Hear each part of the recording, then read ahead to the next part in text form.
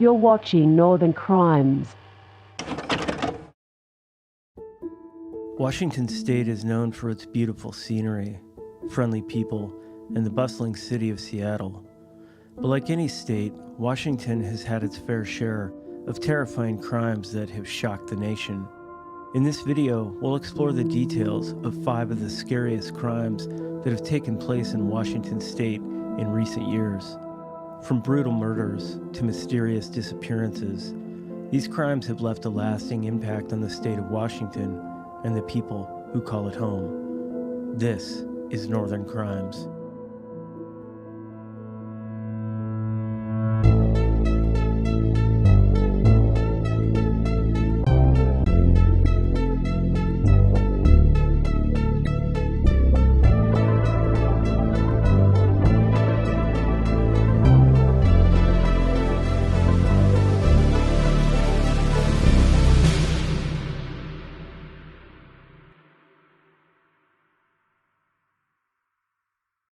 In the early 1980s, a series of brutal murders shocked the Pacific Northwest region of the United States.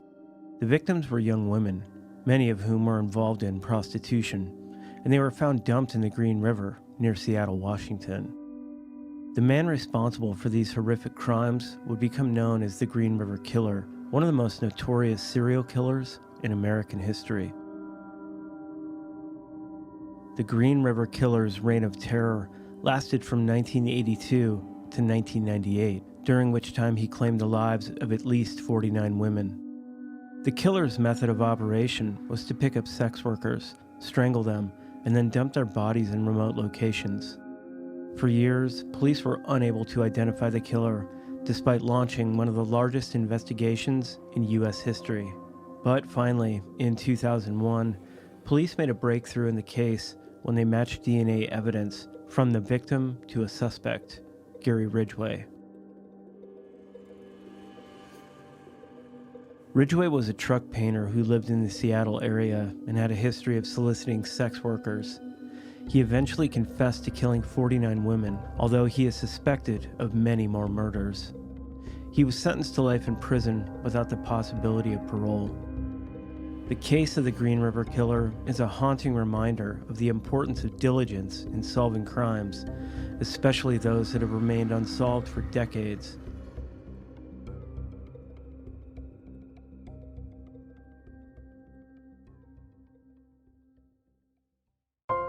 On a winter night in 1983, the Wami Club in Seattle's Chinatown International District was a popular spot for Chinese immigrants to socialize, play cards, and perhaps win a little money.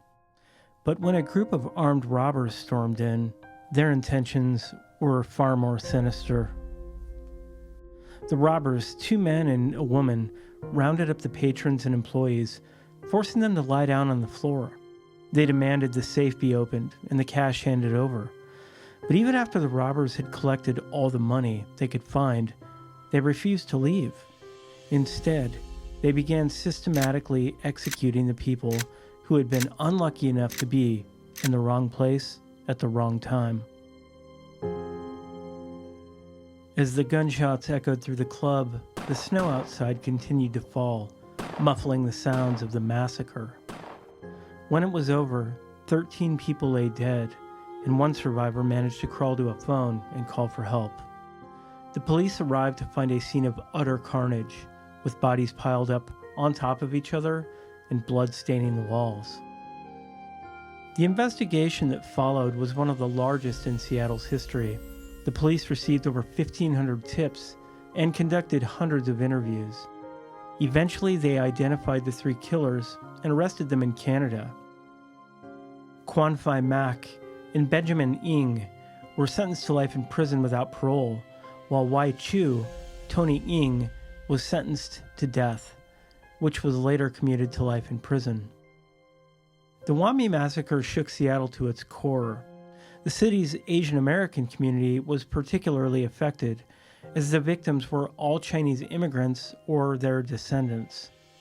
The killers were eventually caught and convicted, but the memory of that terrible night lingers on to this day.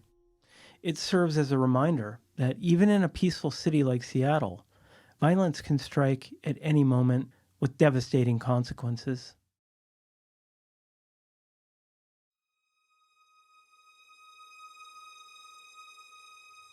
In 2009, Suzanne Cox Powell, a young mother from West Valley City, Utah, vanished without a trace. Her husband, Josh Powell, claimed that she'd gone missing after he took their 2 young sons camping in the middle of the night. But as the investigation unfolded, it became clear that Josh wasn't telling the truth. The case of the murder of Susan Cox Powell is a heartbreaking example of domestic violence and the importance of taking abuse allegations seriously. Susan Cox Powell was a devoted mother and wife who had been married to Josh Powell for 8 years. The couple had 2 young sons, but their marriage was troubled, and Susan had confided in a friend that she was afraid of Josh's erratic behavior. After Susan's disappearance, police searched the Powell home and found disturbing images on Josh's computer, as well as evidence of domestic abuse. The investigation also revealed that Josh had a history of mental illness. Eventually, he became a suspect in the murder of Susan. In 2012, Josh Powell killed himself and his 2 sons in a house explosion. Before his death, he'd written letters and made recordings implicating himself in Susan's murder, leaving behind a devastating trail of evidence that shed new light on the case. Despite this evidence, Susan's body has never been found, leaving her family and friends to grapple with the uncertainty of her fate. Throughout the marriage to Josh, Susan reportedly suffered years of physical, emotional, and psychological abuse. She filed for divorce and took steps to protect herself and her children, but the legal system and law enforcement failed to provide her with the support and resources she needed. Despite the many red flags and warning signs, Josh Powell was able to evade justice for years, ultimately leading to Susan's tragic and untimely death.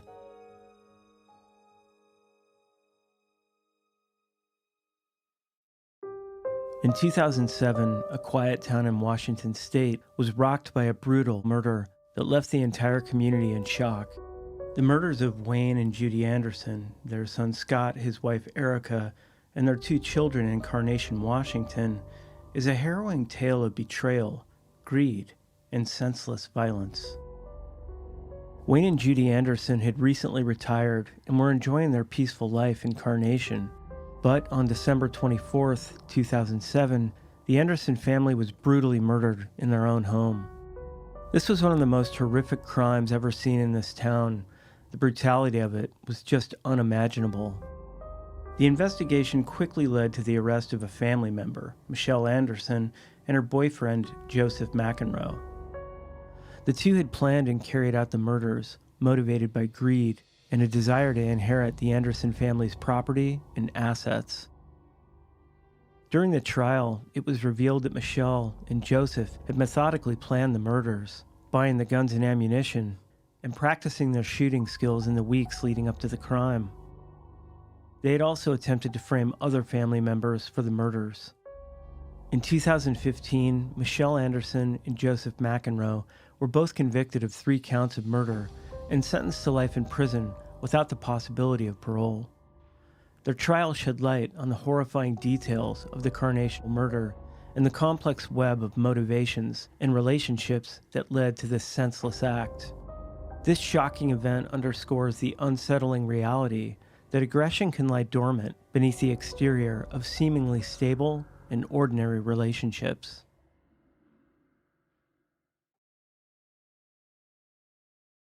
In 2001, Assistant U.S. Attorney Tom Wales was shot and killed in his home in Seattle, Washington. The murder of Wales, a prominent attorney who had spent his career fighting for justice, remains unsolved to this day and has left investigators and the community puzzled. Tom Wales was a well-respected attorney who had dedicated his career to prosecuting complex cases involving financial fraud and other white-collar crimes. He was known for his dedication and unwavering commitment to justice. The investigation into Wales' murder has been ongoing for over 2 decades now, but no one has been arrested or charged in connection with the crime. The case has baffled investigators and has been the subject of intense media scrutiny. Despite the lack of progress in the case, investigators remain committed to solving the murder of Tom Wales. They've offered a reward for information leading to an arrest and are hopeful that someone will come forward with new information that could help solve the case. The murder of Assistant U.S. Attorney Tom Wales is a reminder of the risks that come with dedicating one's life to upholding the law and seeking justice. As investigators continue to search for answers, the case serves as a testament to the enduring impact of violence and the importance of never giving up in the pursuit of truth.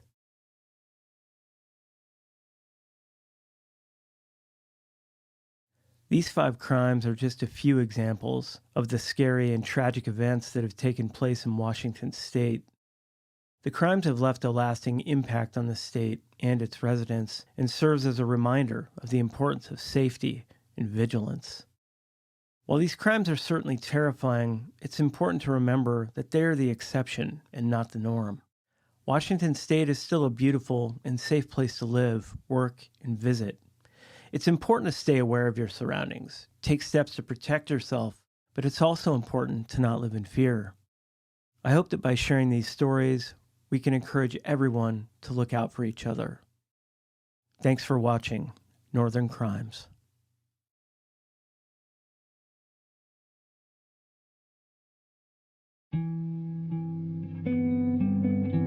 The dense mountainous forests of Humboldt County, Northern California, are some of the most remote and inhospitable terrain in the United States. Here, among the winding roads and rugged peaks, lies a place that has earned a reputation as one of the most dangerous and lawless areas in the country: Murder Mountain.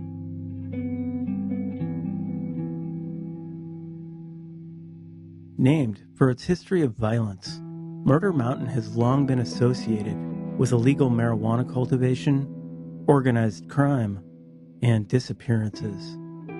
For decades, people have gone missing in this unforgiving landscape, and many of their cases remain unsolved. In this video, we take a look at the dark world of Murder Mountain and its surrounding areas, exploring the stories of 5 people whose lives were lost or forever changed in this mysterious environment. From baffling disappearances to puzzling unsolved murders, these stories are not only harrowing, but also serve as a warning that tragedy always looms in the vast region of Northern California.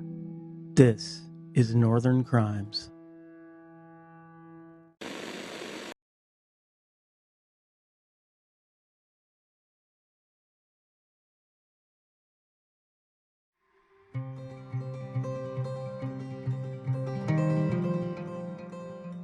On the evening of August 9th, 2003, Chris Robert Gioch left his residence in Salmon Creek to meet with an associate near the Iron Peak Lookout in Mendocino County.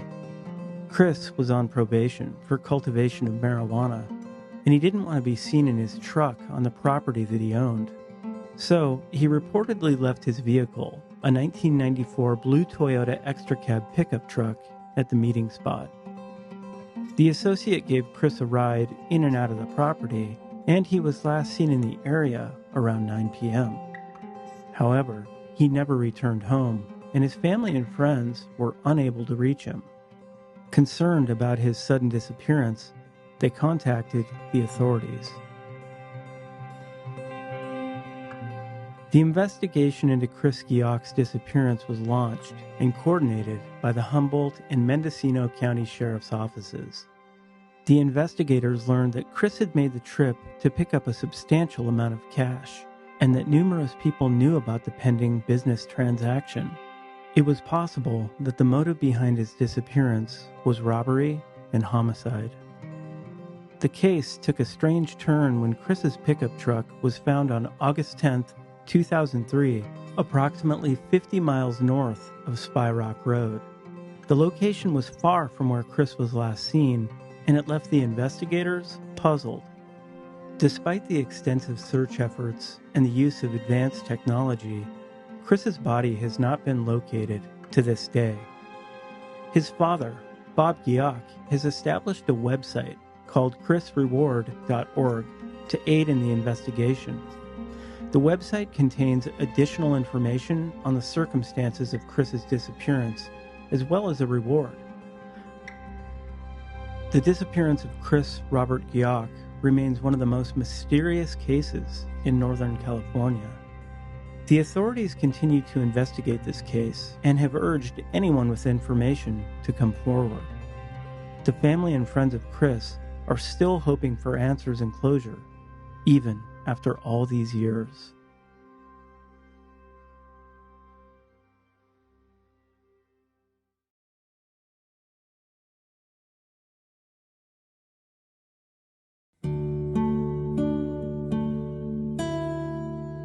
Our next case takes us back to 2012, when Garrett Rodriguez, a 29-year-old from San Diego, arrived in Humboldt County to work in the marijuana industry. Garrett, who was spotlighted in the popular Netflix series Murder Mountain, was a friendly and adventurous young man who loved the outdoors. According to his friends and family, he was excited to explore the rugged landscape of Northern California and make a boatload of money in the process. But little did he know that the area he was so eager to understand would become the site of his untimely demise.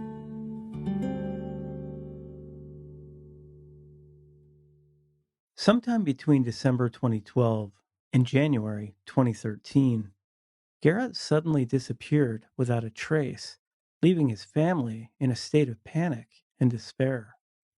They tried to reach him, but their efforts were met with silence. Days turned into weeks, and weeks turned into months, with no word from Garrett. Local authorities began investigating his disappearance, and what they found was a dark web of illegal marijuana cultivation, violence, and murder. They discovered that Garrett had been working for a notorious grower in the area, and it was suspected that he might have stumbled upon something he shouldn't have. The more they dug, the more they uncovered the dangerous and deadly world that lurked beneath the seemingly peaceful facade of Murder Mountain. Despite their best efforts, progress in the case was slow, as the area was difficult to navigate and evidence was hard to come by. Then, in May 2013, Rodriguez's truck was found in a remote area on someone else's property, 20 miles from his own work. Finally, in December 2013, off a tip from an anonymous source, Garrett's remains were found in a shallow grave. A forensic pathologist determined his death to be a homicide. Garrett's family finally had some closure, but the question of who was responsible for their son's death still remained unanswered. 10 years later, the investigation into Garrett's murder has yet to yield any concrete leads or suspects, leaving his family and friends haunted by the question of who might be responsible.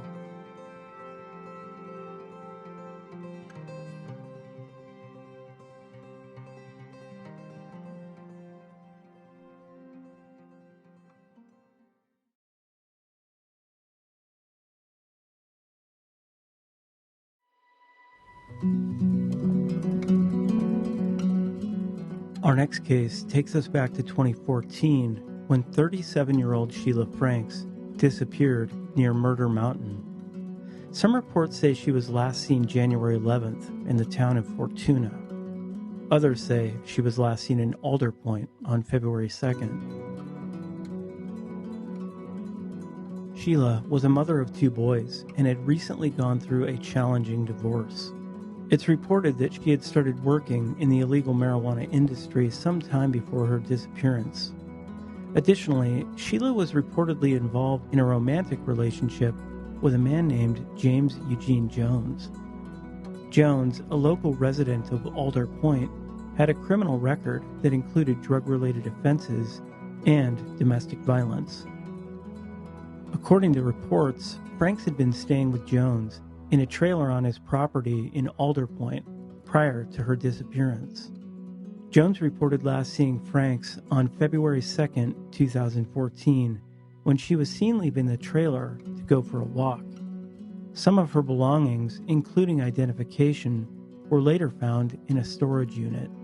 Speculation around James Eugene Jones's involvement remains unclear, though it has been reported he was tied to another disappearance that happened around the same time. Sheila had been known to frequent the remote areas around Murder Mountain and had a history of addiction issues. When she failed to return home in the coming weeks, her family grew concerned and reported her missing. Months turned into years, and Sheila's family wondered if they would ever find answers. Finally, in February 2019, her family's nightmares became a reality when a fisherman discovered a femur bone near the mouth of the Eel River.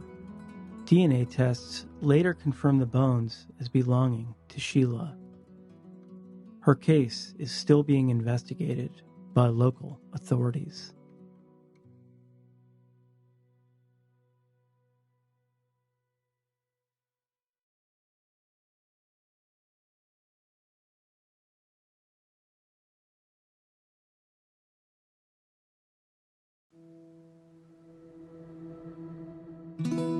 On July 8, 2014, a man named Jeffrey Joseph was reported missing to the Humboldt County Sheriff's Office after failing to return home from a road trip to Humboldt County. Reportedly, he'd made the trip to purchase a large amount of marijuana.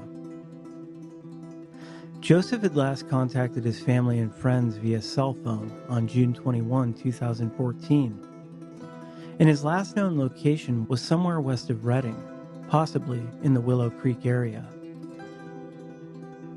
Joseph was known to have been driving a green 1998 Toyota RAV4 with a Louisiana license plate at the time of his disappearance. However, neither Joseph nor his vehicle have been located since he went missing. The Humboldt County Sheriff's Office conducted extensive searches for Joseph, including ground, aerial, and canine teams, but they never located him or his vehicle. Later, a family hired a private investigator who discovered his cell phone had last pinged off a cell phone tower in the Bloody Camp area of Hoopa on June 21. However, all other leads appear to have gone cold. To this day, the case remains open and active, and authorities continue to ask anyone with information about Joseph's disappearance to come forward. The circumstances surrounding his disappearance and the area where he went missing have led to the speculation that he may have stumbled upon an illegal drug operation and met with foul play. Alternatively, a drug deal gone bad is another possibility. However, there have been no solid leads or suspects identified in the case, and the mystery surrounding his disappearance continues.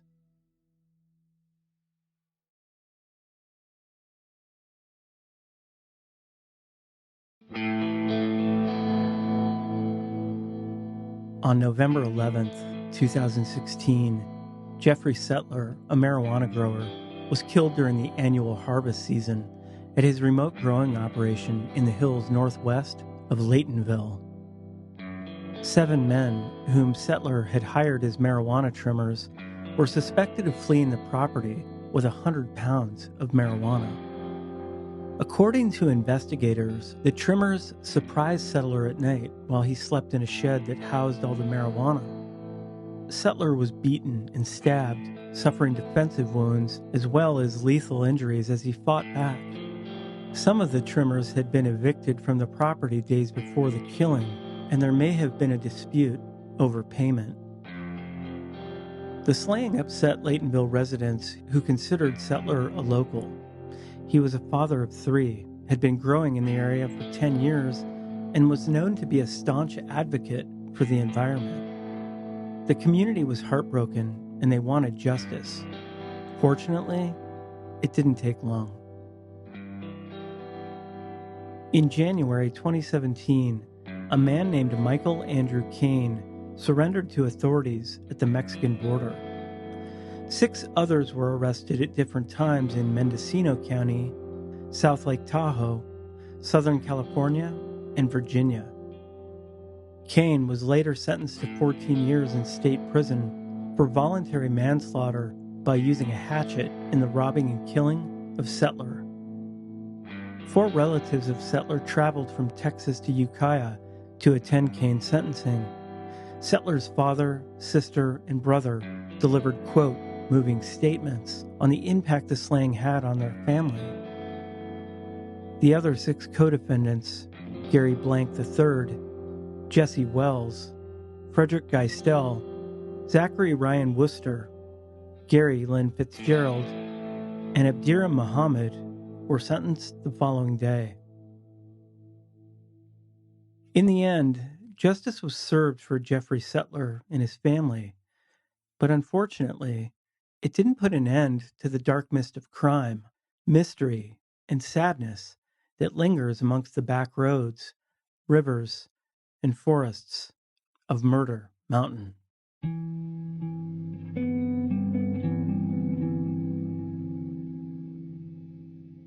The disappearances and murders on and around Murder Mountain are a tragic reminder of the dangers of the illegal marijuana trade and the lawlessness that can come with it. For the families of the victims, the pain of their losses remains a constant reminder of the need for justice and accountability.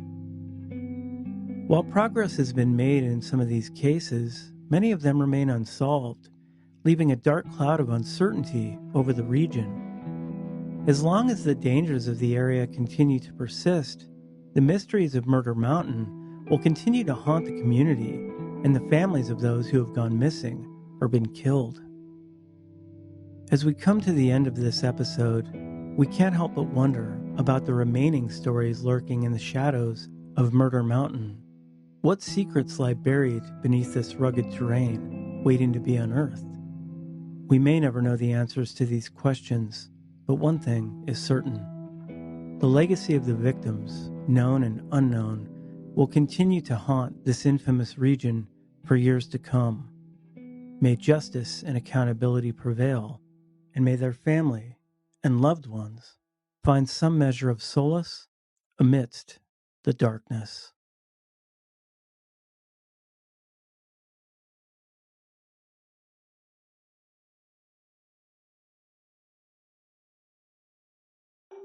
The picturesque northwest state of Oregon is known for its breathtaking landscapes, bustling cities, and friendly people. But behind this beautiful facade lies a dark history of shocking events that have shaken its people to their core. From gruesome murders that have gone unsolved for decades to a bioterror attack that left hundreds ill, Oregon's history of crime is nothing short of disturbing. This is Northern Crimes.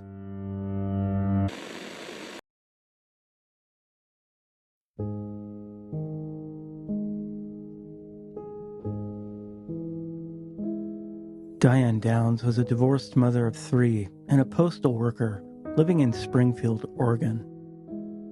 On the night of May 19, 1983, Downs claimed that she and her children had been ambushed by a stranger on a rural road. She stated that the attacker shot her children and then shot her in the arm before fleeing the scene. Somehow, Downs was able to drive herself and her children to the hospital, but sadly, her daughter Cheryl was dead on arrival. Initially, police believed Downs' version of events, even going as far as recreating the scene. However, during the investigation, police began to uncover inconsistencies in her story. For example, the description of the alleged attacker changed over time. Additionally, Downs didn't appear to be as upset or emotional as one would expect from a mother whose children had been shot. As the investigation continued, police discovered that Downs had a complicated history, including a previous failed attempt to kill her own children. They also learned that Downs had been seeking attention and sympathy from men, and that her desire to be with a new love interest may have played a role in the attack. Eventually, police found evidence that suggested that Downs had shot her own children. ballistics testing showed that the bullets used in the attack came from Downs' own gun. In court, Downs maintained her innocence and continued to claim that a stranger had attacked her and her children. But the evidence was too strong, and she was found guilty on all counts. The Diane Downs case is a chilling reminder of the lengths that some people will go to for attention or personal gain, and the devastating consequences that can result. The case continues to be studied and discussed by criminologists, psychologists, and true crime enthusiasts, and remains one of the most haunting and disturbing cases in Oregon's history.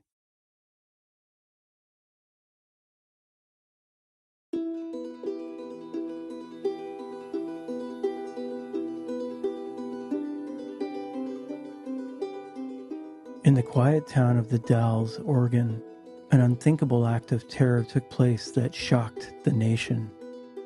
In 1984, a group of followers of Indian guru Bhagwan Sri Rajneesh carried out a bioterrorist attack that would forever change the course of history. The Rajneesh movement had a grand vision of gaining control of the local government in the Dalles, but their efforts to influence the outcome of the election failed. This resulted in a sinister plan to commit a series of bioterror attacks on the town's residents. The attack centered on the intentional contamination of salad bars in 10 local restaurants with salmonella bacteria.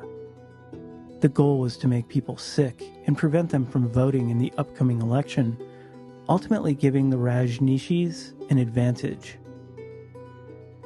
The attack caused over 750 people to become ill, with 45 being hospitalized. The aftermath of this attack was devastating, and the victims were left to deal with long-term effects. After the attack, the FBI and other law enforcement agencies launched an investigation and found evidence linking the attacks to the Rajneesh movement. The movement's leaders were subsequently arrested and charged with various crimes, including conspiracy to commit murder and bioterrorism. As a result, the Rajneesh movement collapsed, and its leaders were deported back to India.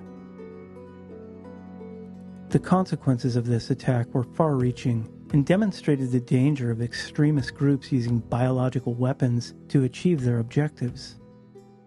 This event remains one of the most significant bioterror attacks in U.S. history and serves as a warning to the world.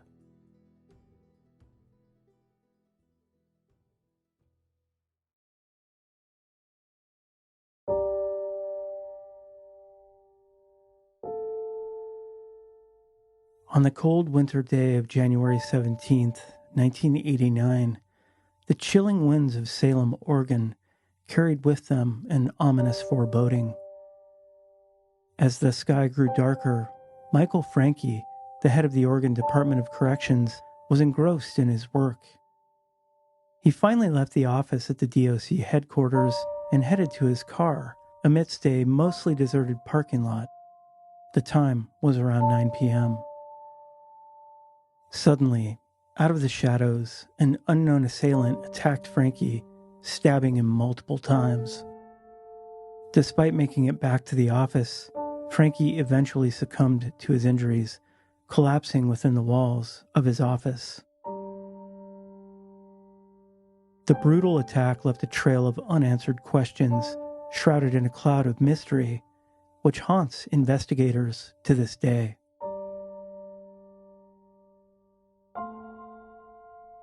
The murder of Michael Franke sent shockwaves through the Salem community and beyond.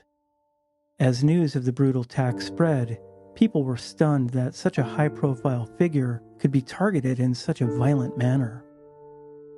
In the aftermath of the murder, authorities launched what would become the longest and most expensive homicide investigation in Oregon history.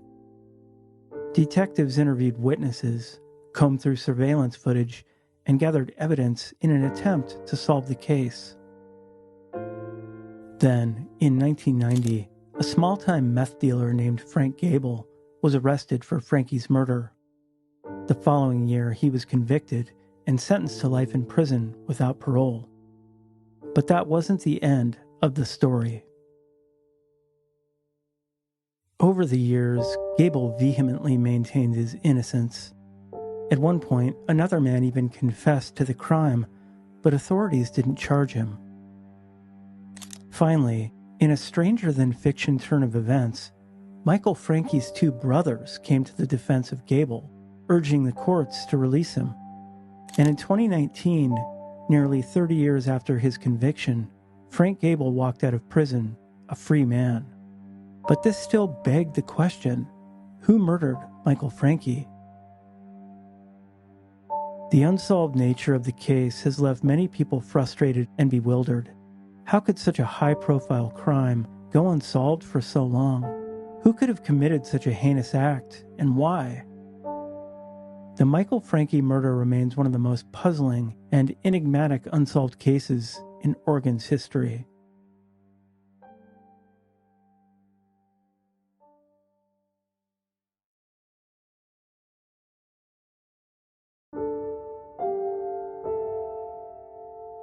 On January 17, 1994, the Leathers Oil Company in Gresham, Oregon, was the site of a brutal and unsolved mass murder. Virginia K. Endicott, Rosalie Faye Gertz, and Mary Beth Carey, all employees of the gas station, were found shot to death in a storage room on the premises. The station was also robbed of approximately $9,000. At the time, the case received national attention and was branded as one of the most notorious murders in the Pacific Northwest. Tyrone Walter Thies, a former employee who had been terminated for stealing in August 1993, was charged with 3 counts of aggravated murder. However, he disappeared a few weeks after the victims' bodies were discovered. Thies' cousin, Lawrence Benjamin Scherf, and his friend, Lori Ann Stevens, were both convicted and served 10 years in prison for their role as accessories to the murders. The Leathers Oil Company murders created a ripple effect throughout the community of Gresham and remained a dark cloud over the town for many years. The fact that Thies was never brought to justice added to the pain felt by the victims' families and the wider community. The case has been profiled on national television, including Unsolved Mysteries and America's Most Wanted, in the hopes of generating leads. Law enforcement believes Thies is still alive, probably residing in the United States under a false identity. The Leathers Oil Company murders remain unresolved to this day, serving as a tragic reminder of the devastating impact that violence can have on our communities. The victims' families continue to seek closure and justice for their loved ones, and the case remains open in the hopes that someday the perpetrator will be brought to justice.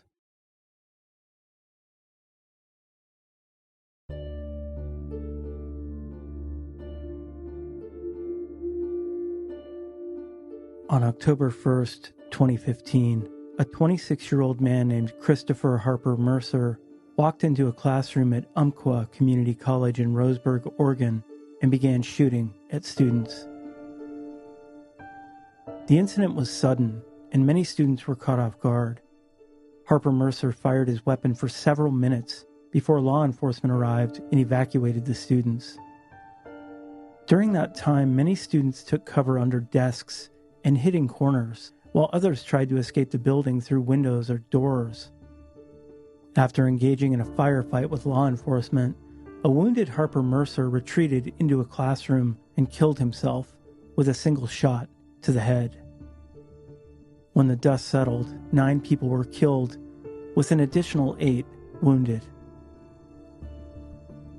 The incident sparked a national debate about gun control laws and mental health issues. It was later revealed that Harper Mercer had a history of mental illness and legally purchased all of his firearms. Many people questioned how someone with a history of mental illness could obtain a gun so easily, and whether there should be more stringent background checks in place. In the aftermath of the shooting, the Umpqua College community came together to support one another and honor the victims. Students, faculty members, and members of the city gathered for vigils and memorials to remember those who lost their lives. The Umpqua Strong Memorial Garden was later created on the campus as a permanent tribute to the victims.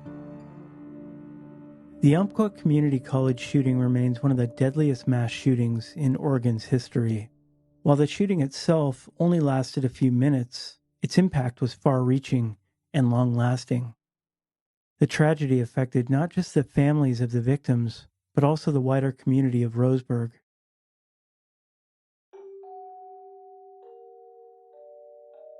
Oregon's beauty and charm may be what draw many people to the state, but its history of crime serves as a reminder of the darker side of human nature. While the state has seen its share of tragedy and horror, its residents continue to show resilience and determination. By coming together as a community and supporting one another in times of need, Oregonians have proven that even in the face of the darkest events, hope can always prevail.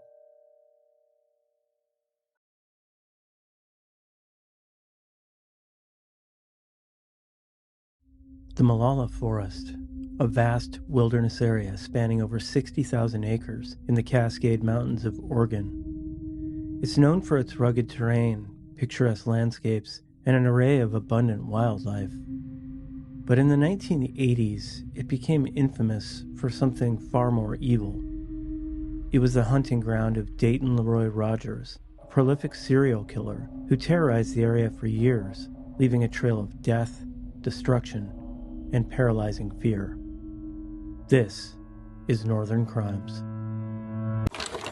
The material we're going to discuss this morning is very disturbing, and we will have some pictures that are considered graphic. Do you remember Dayton Leroy Rogers? Who can forget him? He was considered Oregon's worst serial killer. He brutalized, he tortured, he abused women for about 15 years until his bloodlust just took over and he started killing prostitutes. He started killing women, and it wasn't until the 8th woman was killed that he was actually apprehended.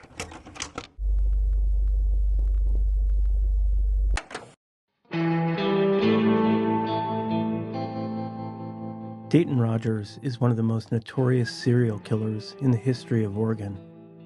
Between the years of 1983 to 1987, he murdered at least 7 women, mostly street workers and drug addicts, in a brutal and sadistic manner. Rogers had a chilling routine. He'd scour the streets for prostitutes, lure them into his car, then drive them to a desolate area. There, he would bind them tightly, silencing their cries, before ruthlessly assaulting and killing them. His sinister pattern repeated again and again, with each victim meeting a gruesome fate. He was known as the Molalla Forest Killer, and his reign of terror left the shocked state of Oregon reeling. But who was Dayton Leroy Rogers, and what led him to commit such heinous crimes?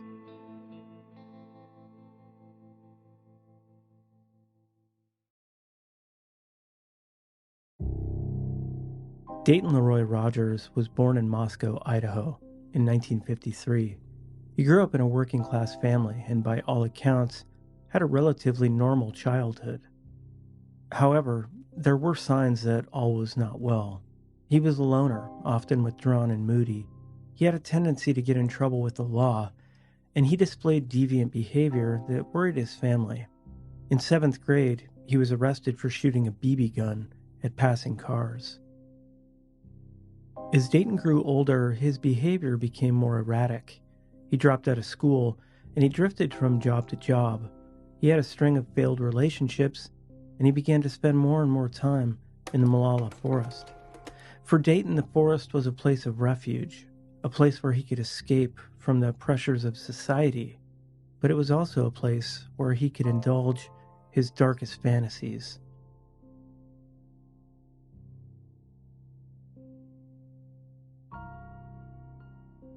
In 1972, at the age of 18, Rogers committed his first known attack. Hoping for a romantic encounter with his girlfriend, he drove her to a secluded area just outside Eugene, Oregon. There, he assaulted her, and out of nowhere, stabbed her in the abdomen. After taking her to the hospital, he was arrested and sentenced to 4 years probation. But his behaviors only escalated. The following year, Rogers assaulted 2 teenage girls in the Lane County area, attacking them with a glass bottle. For this, he was institutionalized at the Oregon State Mental Hospital. After his release in 1974, Rogers met and married a woman named Sherry Miller, and after 7 months of dating, they got married. But marriage couldn't curb his inner demons, and in December 1975, Rogers was arrested and indicted, this time on suspicion of rape. But in a twist of fate, the jury found him not guilty. Then, in 1977, he was again charged with rape, this time pleading innocent by reason of insanity. Dayton was convicted, but only received a 5-year jail sentence. In his closing remarks, the state prosecutor was quoted as saying, "Dayton Leroy Rogers is a murder waiting to happen."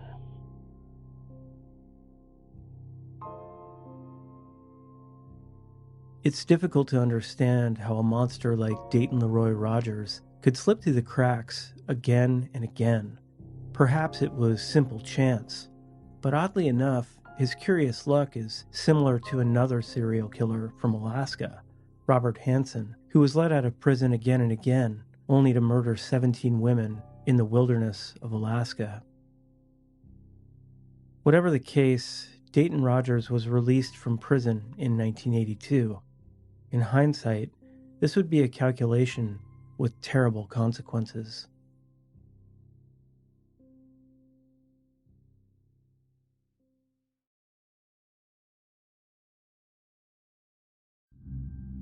On August 7th, 1987, at around 3 o'clock in the morning, patrons at a Denny's restaurant in Clackamas County heard the terrified screams of a woman. One of the witnesses ran toward the source of the wailing, but as he got closer, the cries stopped. It was then that he observed a man, bloody knife in hand, standing between the woman's legs.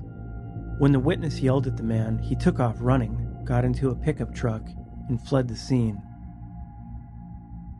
The witness called the police, then began attending to the injured woman, who was naked, bleeding heavily, with labored breathing. Within minutes, paramedics arrived and transported the woman to the hospital. Meanwhile, another patron from the restaurant had followed the knife-wielding attacker to his home, writing down his license plate.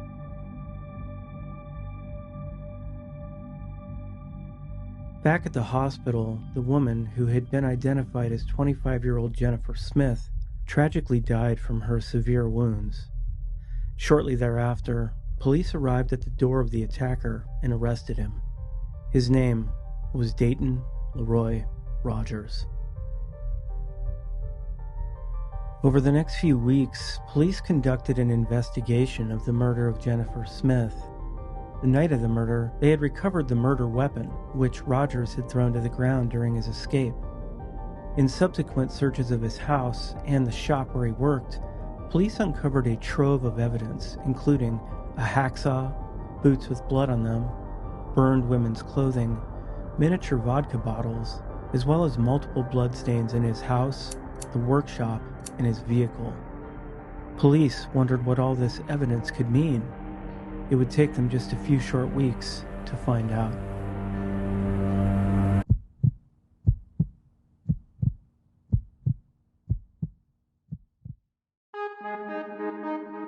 On August 31st, 1987, a bow hunter walking through the Molalla forest discovered a woman's body beneath some matted ferns.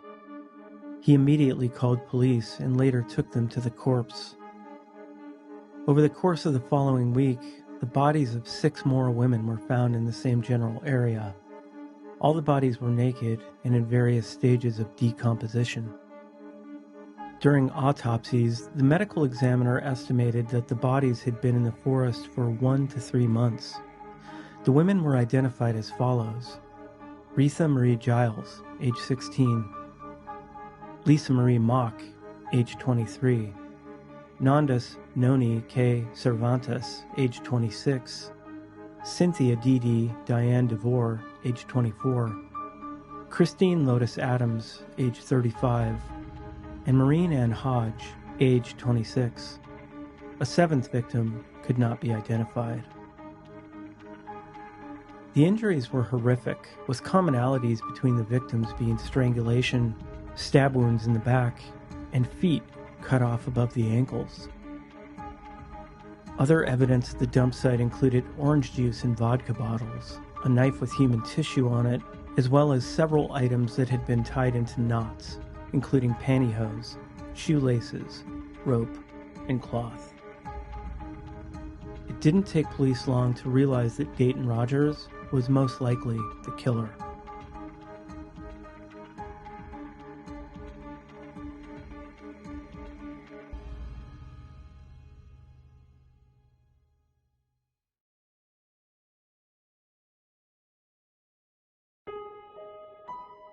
In February 1988, while the state's investigation of the Molalla forest killings continued, Rogers was indicted, tried, and convicted for aggravated murder for causing the death of Jennifer Smith. He was sentenced to life in prison. During the guilt phase of that trial, the court refused to permit the introduction of evidence regarding the Molalla forest victims, but investigators hoped that they could deal with that later. Shortly thereafter, Rogers was indicted for the killings of the 6 identified Molalla forest victims. He was charged with 2 counts of aggravated murder for each of the victims, and this time, the state would seek the death penalty. During the second trial, which began in March 1989, the state presented evidence that the 6 Molalla forest victims were prostitutes. So they offered the testimony of 11 other prostitutes who had, quote, dated Rogers. The witnesses testified about Rogers' conduct during their encounters with him, and it was devastating. They talked about his habit of mixing vodka from miniature bottles into small plastic orange juice containers. Several of the witnesses testified that Rogers took them to areas in or near the Molalla forest. They also testified about his violent sexual proclivities, including tying their hands and feet tightly behind them, threatening to cut their breasts and feet with a knife, and deceiving them about his intentions concerning their, quote, dates.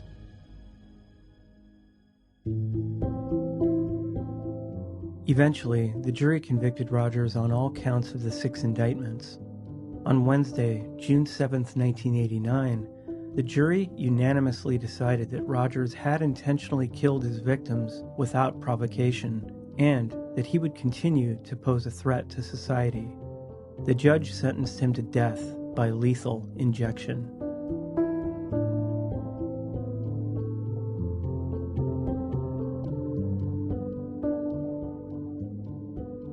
In the United States, the death penalty is a contentious topic. It's not uncommon for criminals that are sentenced to death to eventually have those sentences overturned, and that's exactly what happened to Dayton Leroy Rogers.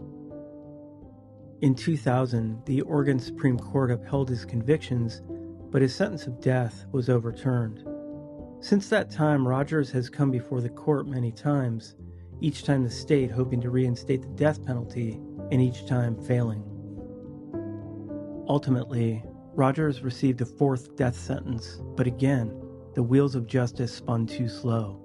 Recently, Governor Kate Brown signed a new law limiting aggravating factors needed for the death penalty, leading to the overturning of Rogers' death sentence on November 12, 2021. Governor Brown later commuted all death sentences in Oregon to life without parole on December 13, 2022.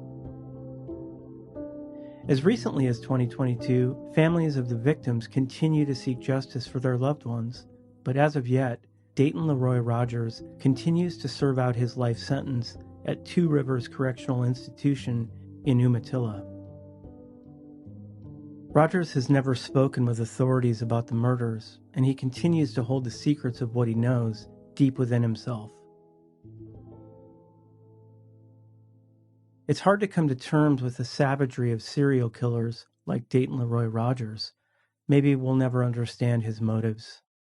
But what we can do is honor the innocent human beings that lost their lives.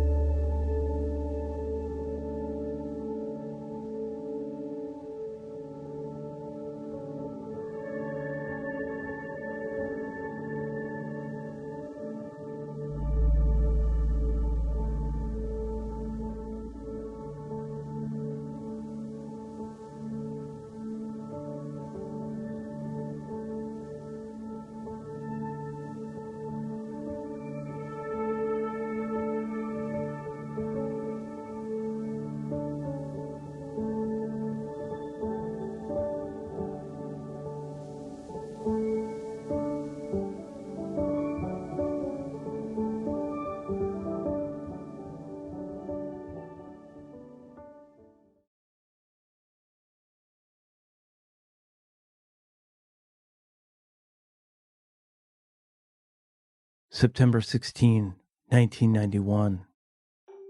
It's a brisk fall afternoon at Thunderbird Falls, a quiet wooded neighborhood nestled in the woods of Eklutna, 30 miles north of Anchorage.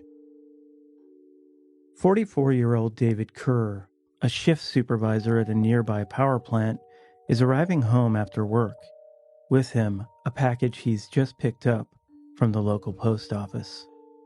The box, addressed to his 19-year-old son George, seems odd, but Kerr doesn't think much of it. Instead, he sets the package down on the kitchen counter. After visiting with his wife Michelle, Kerr returns to the kitchen, drinks a glass of water, then again looks at the mysterious package. He decides to open it. First, he methodically removes the paper wrapping. Next, he grabs a utility knife from a drawer and begins to cut into the box. In the blink of an eye, the package explodes.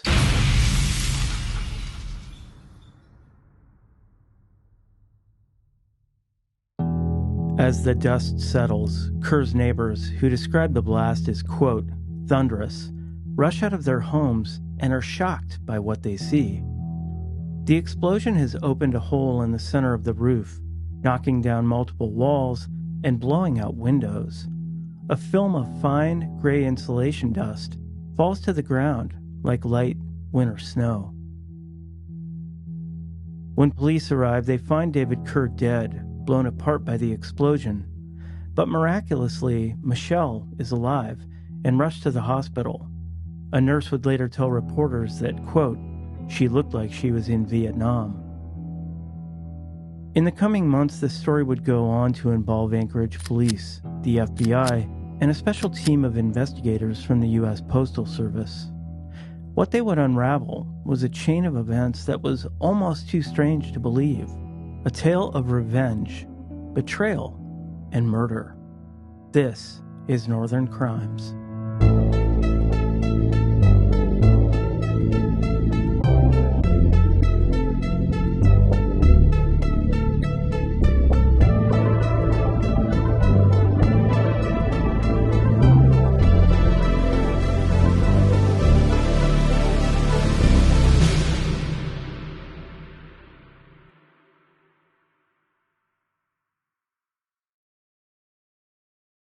To understand why a mail bomb exploded in September 1991, killing David Kerr and seriously injuring his wife Michelle, we need to go back almost a year, to the fateful night of October 19, 1990. It was a crisp Friday night when Rob Chamberlain and his friend Jeffrey Kane were driving southbound along the Glen Highway, just north of Anchorage. As they approached the exit ramp to Muldoon Road, a loud crack suddenly pierced the air. Rob turned to see a hole in his rear window, but the true horror lay in the sight of his friend, Jeffrey, slumped in the passenger seat, covered in blood. In shock and full of adrenaline, Chamberlain sped onto the off-ramp and pulled into the nearest parking lot that he could find, a bustling Kentucky Fried Chicken. Within minutes, authorities arrived at the scene where 20-year-old Jeffrey Kane was pronounced dead. Initially, authorities had no motive or suspect. Kane was a 20-year-old computer programmer with no known enemies. Nonetheless, search dogs scoured the highway near the shooting site, looking for any kind of evidence. Within hours, they had located fragments of a high-caliber bullet. Now authorities were left to wonder, was this an intentional attack or a random act? Fortunately, it wouldn't take long to find out. On Saturday, October 20, a young man named George Kerr walked into the Anchorage Police Department with his lawyer and began to tell a story. He told police that the night before, he was driving into Anchorage with his two friends, Doug Gustafson and Raymond Cheeley, after an afternoon of target shooting. He stated that Gustafson and Cheeley began talking about shooting at a Toyota sports car that they thought had passed too closely as they drove towards town. Kerr stated that he tried to talk them out of it, but to no avail.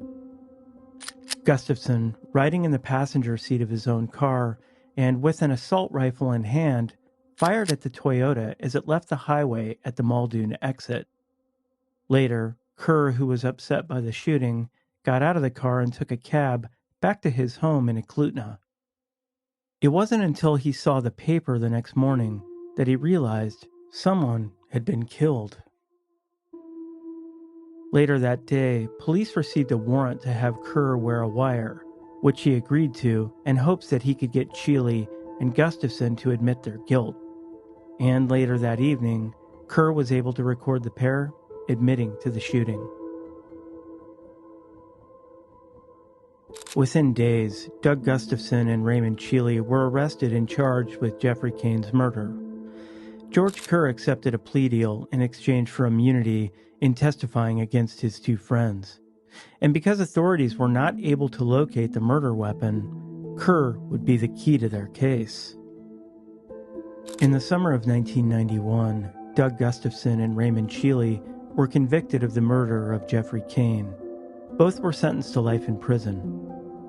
Shortly thereafter, George Kerr left Alaska, eventually ending up in the Navy. Presumably, he was hoping for a fresh start, distancing himself from his troubled past. But unfortunately, the past would soon catch up with him.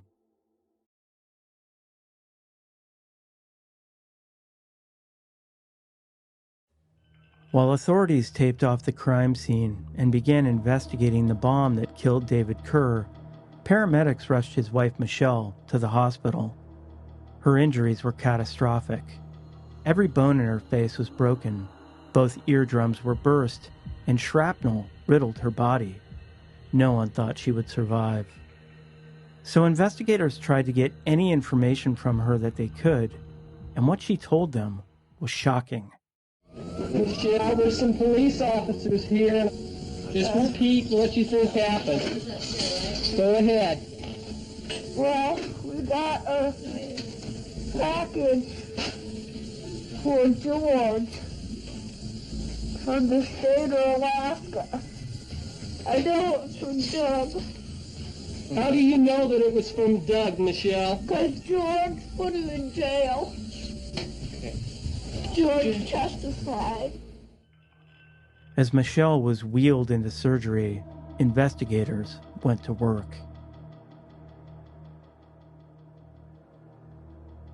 During David Kerr's autopsy, investigators pulled a piece of metal from his chest.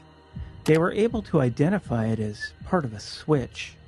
Further, they identified the manufacturer and were able to trace it to a local Radio Shack. Based on Michelle Kerr's statement, authorities were already highly suspicious of Gustafson and Sheely, but they were in prison. How could they have been responsible for building and mailing a bomb?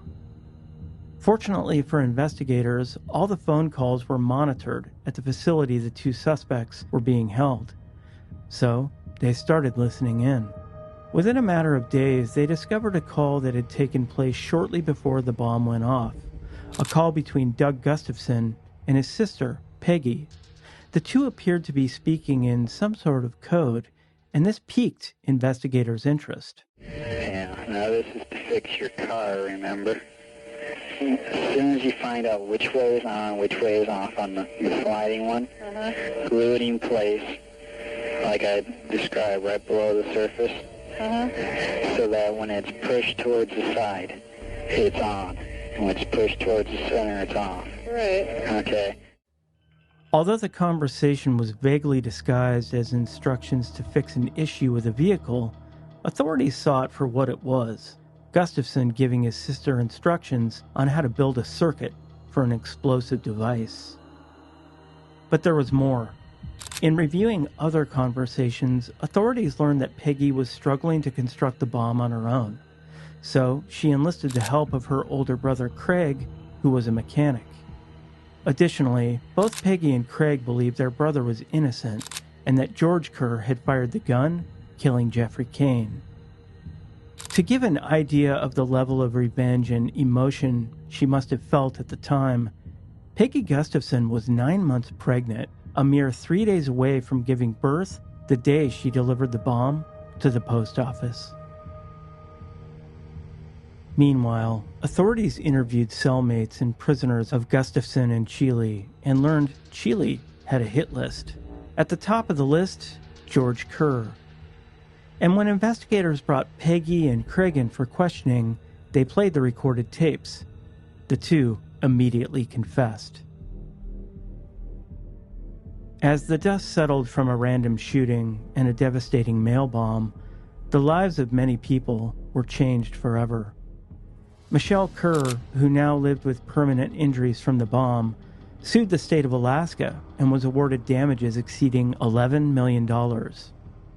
Peggy and Craig Gustafson were convicted for their role in the bombing and each sentenced to a minimum of 22 years. As for Raymond Chile and Doug Gustafson, they both received additional life sentences and will never be eligible for parole. The Alaska mail bomb murders revealed the hidden darkness beneath Alaska's serene surface. Although justice prevailed, one question remains. What other secrets lie buried in Alaska's icy grip? Only time will tell.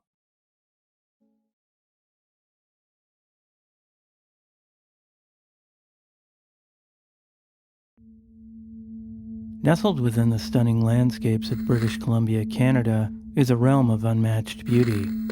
Towering mountains, lush rainforests, and aqua-colored waters compose a canvas that draws thousands of visitors each year. Amidst this picturesque expanse, a dynamic urban culture also thrives, creating a unique interplay of calm, excitement, and adventure.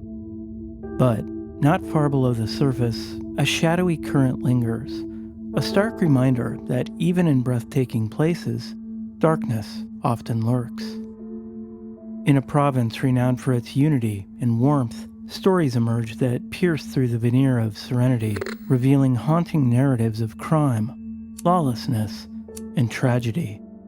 This is Northern Crimes.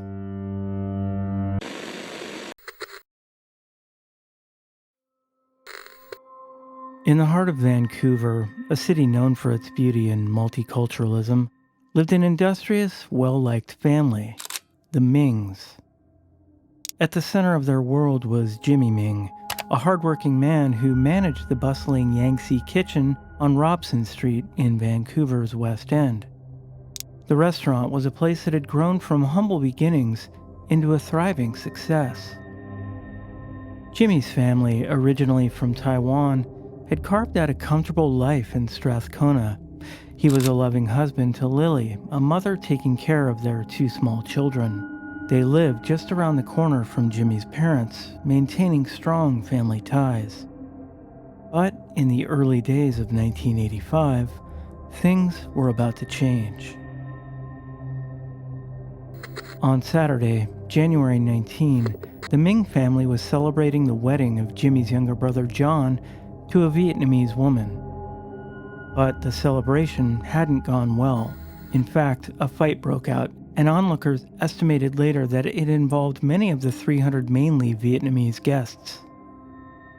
As the evening progressed, Jimmy grew tired, and the couple left for their Princess Street home around 10:30 p.m. The children stayed with their grandparents for the night. It was here that the night took a chilling turn. News stories from the time state that sometime after midnight, a group of unknown assailants approached the Ming residence, gaining access to the home through a broken basement window. From there, the couple was kidnapped. The next day, Jimmy's father returned home with the children, but instead of finding his son and his wife, he found a ransom note demanding a $700,000 payout. Within minutes, he contacted the Vancouver police. As the city woke to this horrifying crime, friends and neighbors struggled to comprehend why Jimmy and Lily, a modest couple, had become the targets. Speculation grew from robbery gone wrong to the possibility of a planned holiday carrying a hefty sum, tempting for potential criminals. The community's fears were stoked by rumors of Asian youth gangs terrorizing East Vancouver. The notes from the kidnappers seemed to hint at their involvement, casting a shadow of uncertainty over the investigation. Then, 7 weeks after the couple had gone missing, a shocking discovery was made. The Ming's bodies were found in thick brush off the Squamish Highway between Porto Cove and Lions Bay. An autopsy later revealed the brutal truth. The couple had been strangled shortly after their abduction. The mystery deepened. Who could commit such a heinous crime against an ordinary, hardworking family? As the Ming family grappled with this devastating loss, the city mourned with them. But amidst the grief, questions remain unanswered. Who was behind this vicious crime? What led to their tragic end? The truth, it seemed, was as elusive as the shadows that had taken Jimmy and Lily that dreadful night. Over time, the streets of Vancouver have held on to the secrets of that night, secrets that have haunted the community for almost 40 years. As of today, the mystery of who kidnapped and murdered Jimmy and Lily Ming remains unsolved.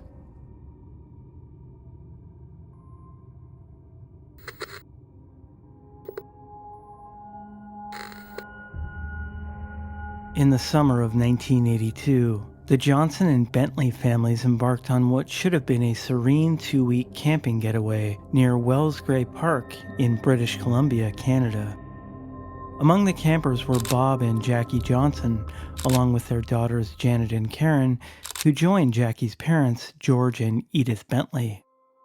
The goal was to share in the joys of nature, camaraderie, and quality family time. Yet what began as a promising adventure took a harrowing turn on August 6th. As the days slipped by without any word from the vacationing families, anxiety spread like wildfire. The tranquil scenery surrounding Wellsgrey Park morphed into a haunting picture where a perfect outdoor retreat transformed into a mystery of missing loved ones. Media outlets dubbed it the, quote, Wellsgrey Park Murders, though the grim reality unfolded just beyond the park's entrance. Their once cheerful camping spot near Bear Creek became the epicenter of a bone-chilling ordeal. It was there that authorities uncovered the scorched remnants of their vehicle weeks after their disappearance. Tragically, within the charred wreckage lay the remains of 4 adults and 2 young girls. A subsequent examination unveiled that each victim had fallen to a .22 caliber firearm, adding a layer of perplexity to the already confounding puzzle. The ensuing investigation led the Royal Canadian Mounted Police on an exhaustive chase, a meticulous reenactment, and even a nationwide journey with a replica of the Bentley's family's camper yielded frustratingly scant leads. Misleading sightings and misleading tips flooded the authorities, obscuring the path to resolution. But in a twist of fate, forestry workers stumbled on the remains of the Bentley's incinerated camper truck. This discovery, coupled with intensified police inquiries, culminated in the apprehension of David William Shearing, a local man who had resided close to the crime scene. Shearing's shocking confession eventually unveiled the grisly motives behind the heartrending tragedy, a narrative too unsettling to recount on this video.